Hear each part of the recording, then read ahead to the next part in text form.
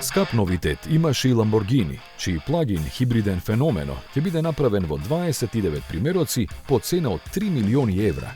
Базиран е на Revuelto, но во многу нешта го надминува, почнувајќи од 6,5 литарската V12 зверка спарена со 3 електромотори.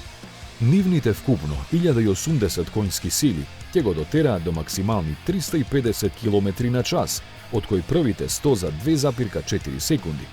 Кој сака да привлекува внимание, ќе може бесшумно на струја да го вози 20 км. Иво Масерати ги засукаа ракавите и го направија MC Pura, кој како најнова еволуција на MC20 представува манифестација на перформансите, елеганција и спортскиот дух на марката. Донесува забележливи промени во изгледот, но механиката е задржана. V6 агрегатот со технологија од Формула 1 испорачува 630 конски сили. Достапен е во купе и отворена верзија со цени кои стартуваат од 240.000 евра. Најексклузивното сепак доаѓа од Bugatti. Се одзива на името Brulart и е дел од новата персонализирана програма чии единствени креации ќе се појавуваат во најмногу 2 примерока годишно.